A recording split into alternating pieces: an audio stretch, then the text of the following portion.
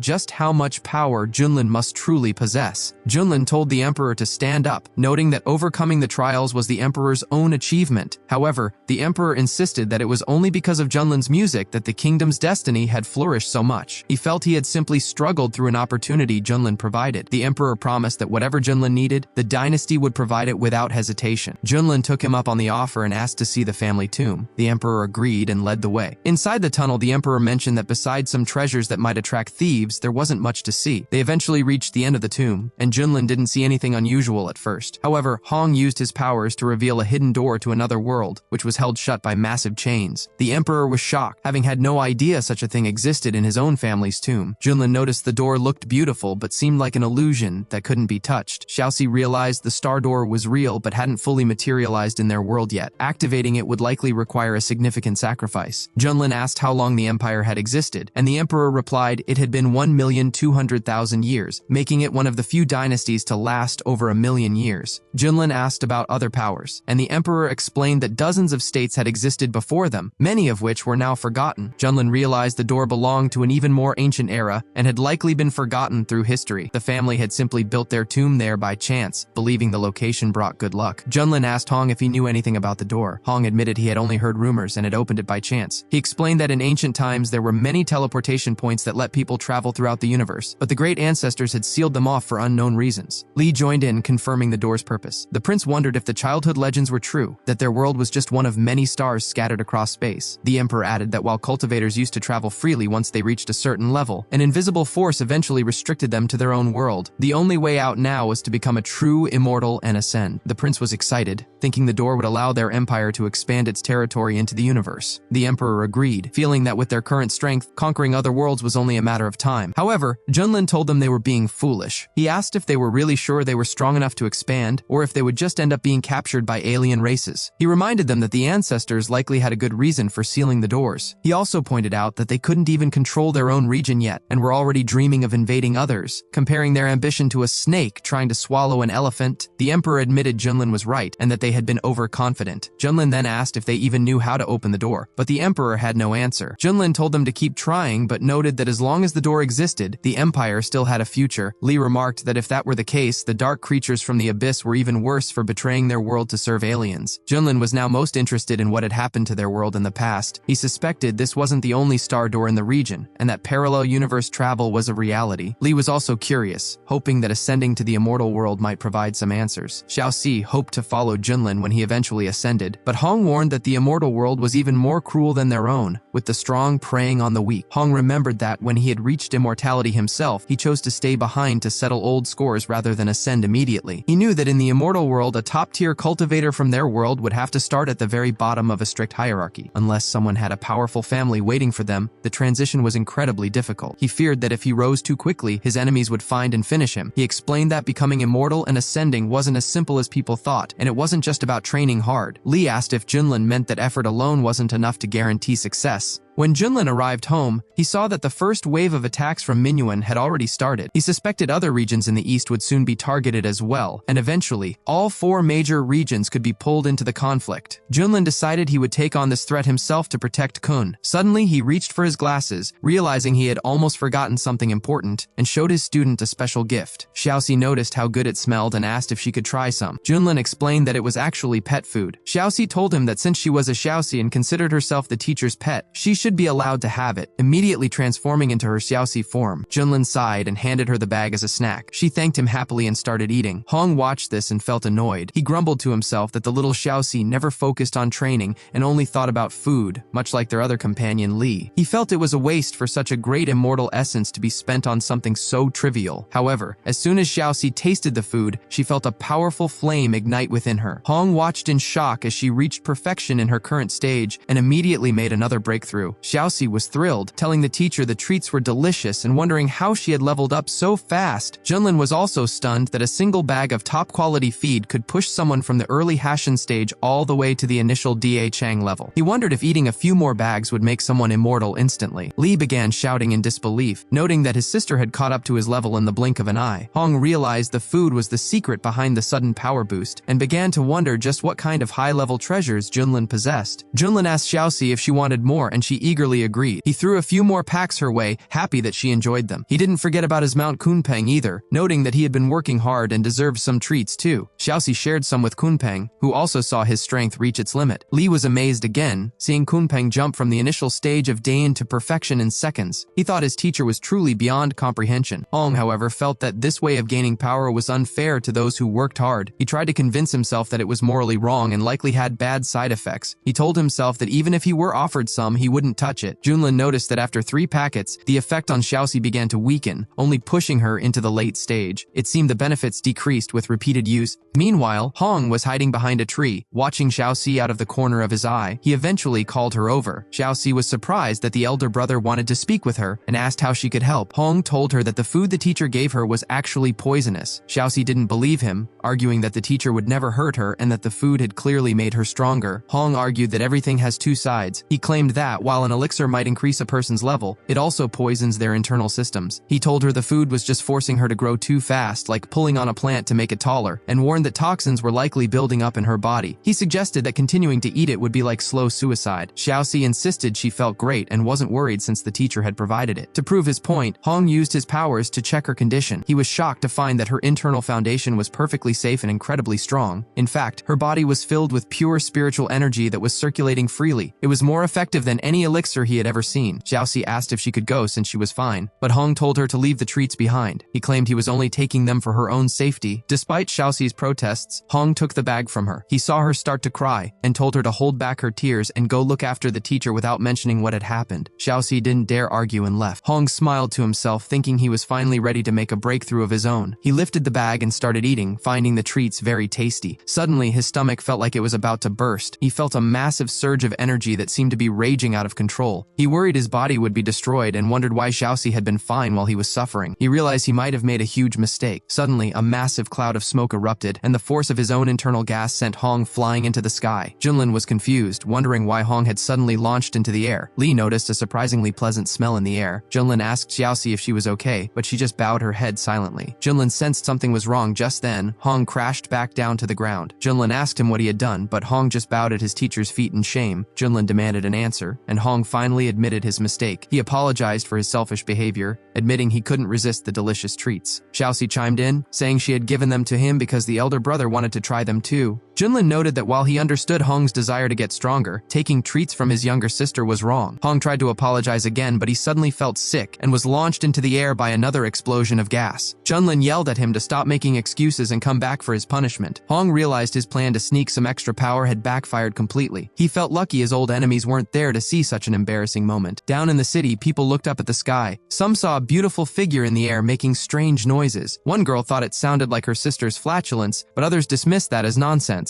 They believed a heavenly maiden was releasing pure energy as a blessing for their village and encouraged everyone to breathe in the heavenly power. After the situation settled, Hong informed the teacher that he had finished purifying his internal energy and was ready for his punishment. Junlin acknowledged that his student's pride had gotten the better of him, so as a consequence, Hong was ordered to serve as Xiaoxi's assistant for the next 3 months, doing whatever she requested. Hong was horrified at the thought of being a servant to Xiaoxi, but he bowed and thanked the teacher for his mercy nonetheless. 3 months later, in the eastern region near the city of Wu, a Dragon Gate flying ship soared through the clouds. Passengers were buzzing with excitement because the Poison King's Valley was about to open, a rare opportunity no one wanted to miss. They discussed the legends of the valley's owner, Yao Zun, who was a legendary healer and highly respected among ancient cultivators. Rumors suggested he had planted priceless medicinal herbs there and installed a massive spiritual energy gathering formation. People claimed that even the most common herb from that valley would be worth fighting over in the outside world. Because the valley only opens once every 10,000 years for a limited time, entry is strictly regulated. The competition was expected to be brutal. The newer cultivators at the foundation level realized they would likely be stuck outside, while the high-level masters occupied the very important person areas. Some mentioned that even powerful leaders at the fusion stage were expected to attend. Suddenly, a group of masters approached a local tavern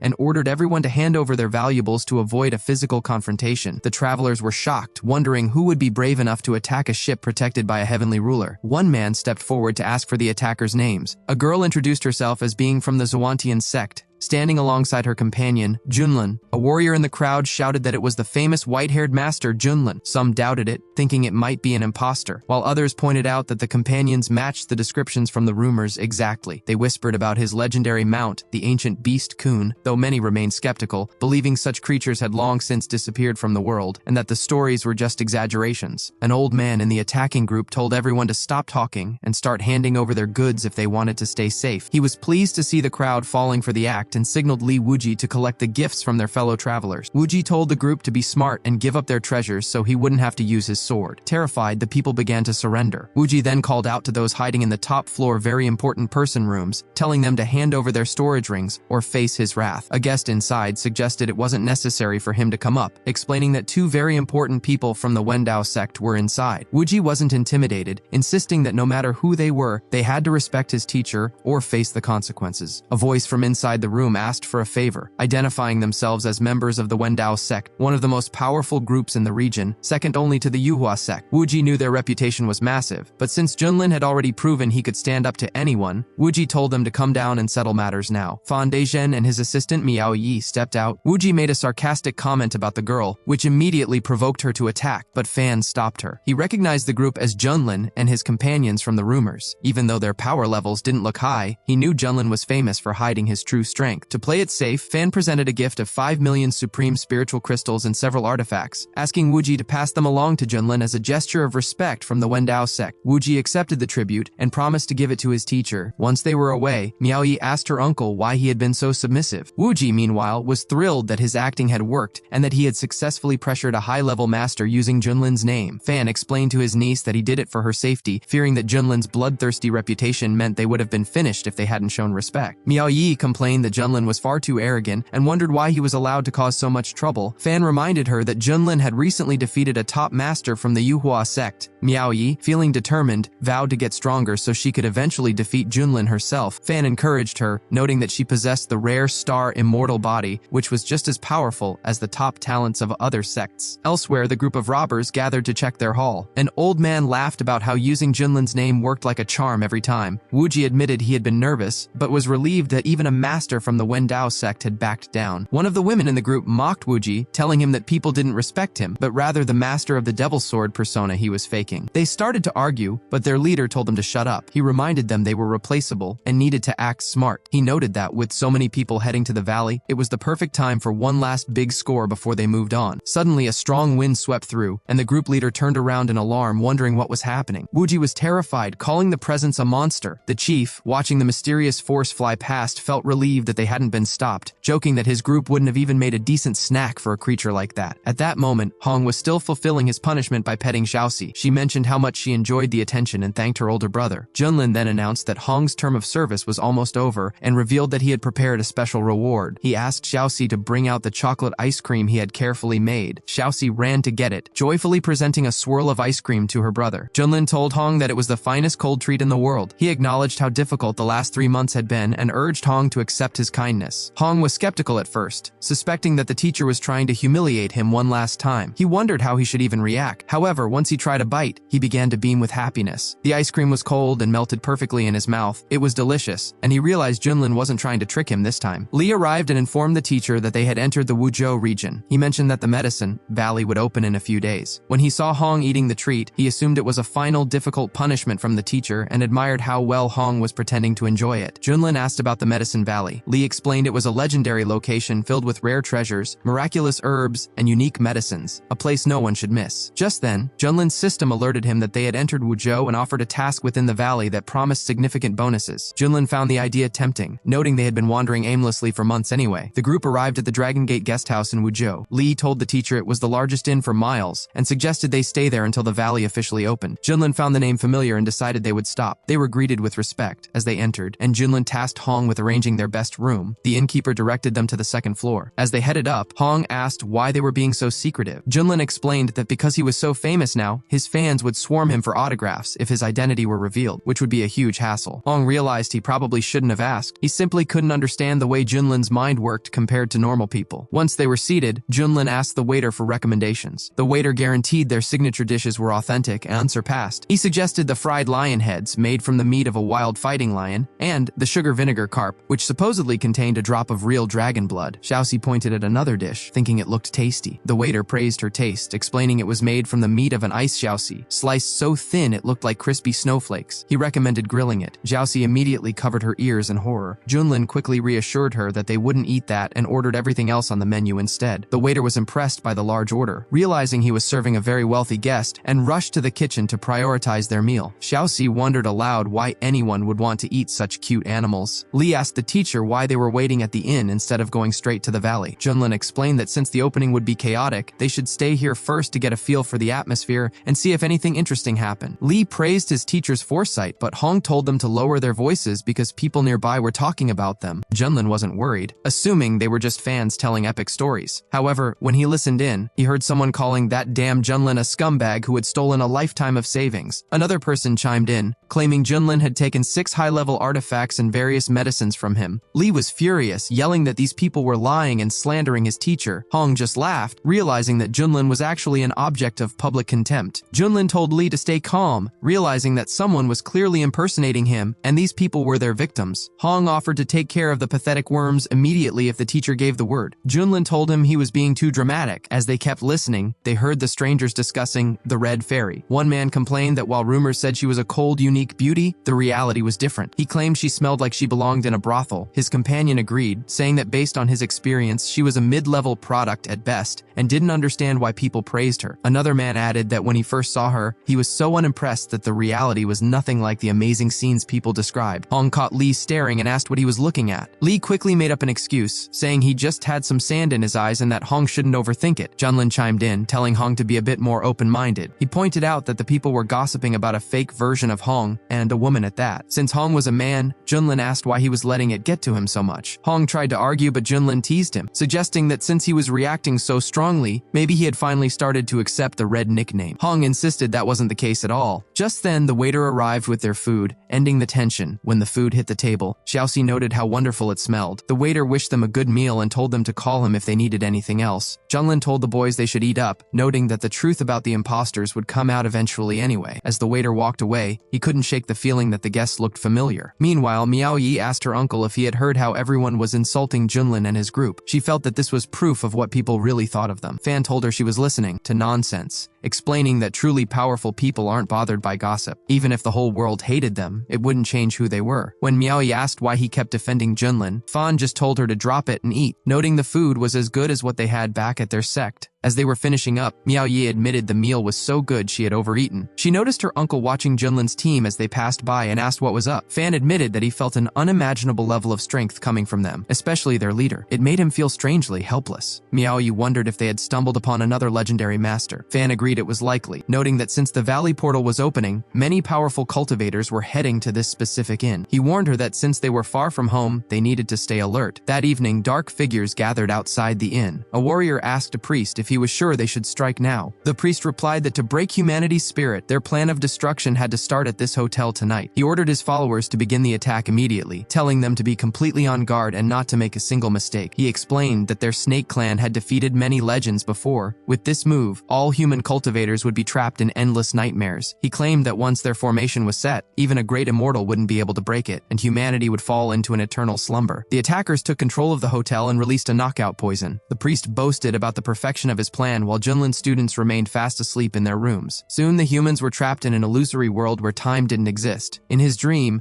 Li Wuji saw a world where humanity was on the brink of extinction during a great war with monsters. Just as all hope seemed lost, the monsters' heads began to fly off. A figure emerged from the clouds with a flaming sword. It was the sword god Li Wuji, the greatest master in history. The people in his dream cheered for their hero as he vowed to protect the world and wiped out the monster. The other students were in their own dreams as well. Hong found himself back in the main hall of the fire worship temple, where he sat on the throne as the supreme teacher with limitless power, surrounded by sacred flames. Xiaoxi's dream was much simpler. She was just lying around and enjoying an endless supply of sweets. Meanwhile, Junlin went out onto his balcony. He mused about how his reputation in the eastern region had turned into a disgrace, feeling that people's morals had really gone downhill. He realized he hadn't checked in for a reward in a long time and asked his system if he could still claim his missed daily signatures. The system confirmed he could and started issuing the rewards. Junlin was surprised by the final item and asked what level it was. The system explained that the flute didn't have a specific rank. Its power depended entirely on the player's skill and strength. Knowing his skills were at the peak, Junlin decided to play a tune to relax. A calm melody drifted through the city. One of the monster hydras heard it and, instead of attacking, began to dance, saying the music reminded him of his childhood. Another monster tried to tell him to focus on the illusionary formation, but soon all the monsters were caught up in the music and started dancing along. The lead hydra couldn't understand why he felt the urge to join in, but he eventually started showing off his own dance moves. Back inside, Fan woke up and realized he had been caught in a trap. He was shocked because he hadn't slept for tens of thousands of years, yet he had been pulled into a dream. He rushed into Miaoyi's room and woke her up using his spiritual technique. Miaoyi was confused and told her she felt incredibly tired and didn't want to leave her dream. Fan explained that they were caught in an ancient and dangerous illusory formation that kills people quietly in their sleep. Miaoyi realized it was a wicked plan and wondered if the motive was just robbery. Fan noted that with the Medicine Valley opening soon, the situation was getting dangerous. He mentioned the flute music they had heard and told her to stay put while he checked things out. Flying out the window, Fan recognized the attackers as members of the legendary evil snake race from the abyss. The snakes noticed him, and their priest remarked that while the music had interrupted them, most humans would still prefer the beauty of the dream over reality. Fan wasn't going to let them get away with it. He landed and confronted them, asking how evil spirits from the abyss dared to attack the human race. The priest brushed off the criticism, claiming there was nothing wrong with their actions. He boasted that the army from the abyss would soon sweep through the entire eastern region, so eliminating a few cultivators early was just part of the plan. Fan responded that the priest was incredibly arrogant for making such threats on human territory. The priest laughed, noting that he and Fan were both at the great perfection level, but the priest had 10 experienced fusion stage masters backing him up. He asked Fan how he expected to win against those odds. Suddenly, Lee ran out and recognized the attackers, asking if it was the Snake Clan from the abyss again. He joked that since they had finished off tens of thousands of snakes last time, his hands were itching for another fight. Hong joined in, demanding to know which of these vile creatures was trying to finish him off. The priest was surprised to see 2 more cultivators at the great perfection level. Fan felt a strange pressure coming from them. It didn't feel like a standard aura, and he couldn't shake a weird sense of familiarity. One of the serpents nervously asked the priest for orders, noting they were now facing 3 powerful opponents. The priest told him to stay calm and instructed his followers to funnel all their energy into him. He claimed that with the power of his dark bone staff, a sacred artifact from his clan chief, he could make the enemy vanish instantly. He bragged that even those at a higher trial level could barely withstand its power. Lee saw the energy building and warned the others that the snakes were trying to escape. Fan tried to block them, but the priest told him it was useless. However, as the melody of Junlin's flute drifted over them again, Lee suddenly felt an uncontrollable urge to dance. Hong was equally confused, unable to figure out where the music was coming from. Even the priest began to lose his focus as the sound muddled his mind. Soon, the entire group of monsters was dancing uncontrollably. The priest even dropped his staff, begging for the music to stop. Hong and Lee were baffled by their own movements, while Fan looked toward the window and realized the flute was the source. He remembered it was the same sound that had woken him up earlier and realized the inn was home to a hidden master. Miaoyi came out to find the source of the beautiful music. She followed the sound to a room and found Junlin still playing. Blushing, she apologized for the interruption and said she wanted to speak with him. Junlin immediately worried his identity had been compromised and assumed she was a devoted fan. He grabbed her hand and told her that since she had figured out who he was, he would stop pretending and give her his autograph. Miaoyi was so startled she screamed. Junlin asked her where she wanted him to sign, but Miaoyi was completely confused. She wondered why the stranger had dragged her into his room and was insisting on giving her an autograph she didn't want. She asked him to let her go, explaining that she didn't even know who he was. She had simply been drawn to the sound of his flute. She asked for his name, wondering if he was someone famous in the region that she had somehow missed. Junlin realized he had been a bit too forward. He claimed he was from a desert region and mentioned that his reputation back home was fairly good. Miaoyi was surprised to hear he was from the desert. She admitted she used to have a poor opinion of that area, thinking it was a backward place where high-level masters rarely appeared. However, she said her view changed because of the Xuantian sect, though not for the better. She complained that the leader of that sect, Junlin, was using his power for evil. She told him that Junlin and his students had been robbing people in the area, and that even she and her uncle Fan had been victims. She called the white-haired master a disgrace to the cultivation world. Junlin burst out laughing, telling her there must be a misunderstanding. He claimed that in the desert lands, Junlin was known as a perfect man, strong, honorable, and so handsome that even other men found him impressive. He insisted such a man couldn't possibly be a thief. Miaoyi told him he didn't have to lie for the old devil just because they were alone. She imagined that Junlin must be oppressing the locals so much that fear was in their blood. She encouraged him to be brave, promising that justice would eventually win. She vowed to train hard, defeat the white-haired devil herself, and free the people of the desert. Junlin, struggling to keep a straight face, told her to keep that determination and that he believed in her mission to save the region. Miaoyi felt her Uncle Fan waiting outside and went to meet him. When he asked why she had wandered off, she explained she had followed the music and found the flute player. Fan complimented Junlin on his skill, and Junlin modestly replied that it was just one of his hobbies. Just then, his students ran up. Junlin quickly signaled them to call him Brother Yi so he wouldn't blow his cover. Hong reported to Brother Yi that the trouble outside had been handled. Miaoyi noticed Hong and was struck by how beautiful he looked. Junlin introduced Hong and Lee to her. Hong was annoyed that the teacher was using fake names again, but he kept quiet. Miaoyi said she was happy to meet them, but wouldn't keep them any longer. After she left, Junlin told his students that the imposters would likely try something else soon. He decided they should keep a low profile for a few days so they wouldn't scare off the real culprits. Lee praised his teacher's wisdom and agreed to stay quiet. Hong noticed that Lee was acting just as sycophantic as the little white Xiaoxi. He also couldn't understand why he was being referred to by such a strange fake name. Meanwhile, Fan was reflecting on how impressive Mr. Yi truly was. Even though he hadn't shown himself in person that night, he had used the music of his flute to neutralize the enemy, resolve the crisis, and easily control those creatures from the abyss. Miaoyi asked if he was really that powerful. Fan confirmed that while both of the master's companions were strong, they both clearly looked up to him. He added that for some reason being around them gave him a strange sense of familiarity, and that the entire group radiated a very unusual energy. He warned Miaoyi that they needed to be careful, and urged her to get some rest. He mentioned that the Valley of the King of Herbs would be opening soon. Miaoyi didn't argue and went to her room. That same evening, evening, a massive pillar of fiery energy shot up from behind the mountains, and a crowd gathered to watch the spectacular sight. People began shouting that the valley had finally opened, though many found it strange that it happened so suddenly, as the timing didn't match the rumors. Fan gathered his niece and their team, announcing it was time to leave. At that moment, Junlin stepped out and thanked Xiaoxi for the tiramisu she had made, telling her it was delicious. Xiaoxi was delighted and said she would happily make it for him every day. Junlin noted that he hadn't expected the valley to open quite so early, but agreed it was time to move out. In the forest, a group of cultivators talked excitedly about the treasures waiting inside. One man claimed that if he could find just one first-class precious herb, he would have the chance to reach the great perfection stage, allowing him to live for 50,000 years and travel the world freely. He even speculated about finding a king herb, which would be enough to help someone pass the heavenly trials. Miaoyi asked her uncle to explain what a king herb was. Fan explained that medicinal herbs are ranked as spiritual, precious, king, and immortal, with various quality levels within each group. He noted that while spiritual herbs are common, precious herbs are rare enough to cause major conflicts at auctions. King herbs, however, are so legendary that they haven't been heard of in the eastern region for thousands of years. They are so valuable that even the most powerful masters would fight to the death over them. Miao Yi wondered how the valley could hold so many people given the fierce competition. Fan explained that the original master of the valley had set strict limits on the number of visitors and how long they could stay. He added that the protective array was designed to automatically eject any cultivator whose life was in danger. He praised the foresight of the valley's creator and mentioned he was surprised to see the master of the lit lamp from the hanging monastery had arrived. He warned Miao Yi that the competition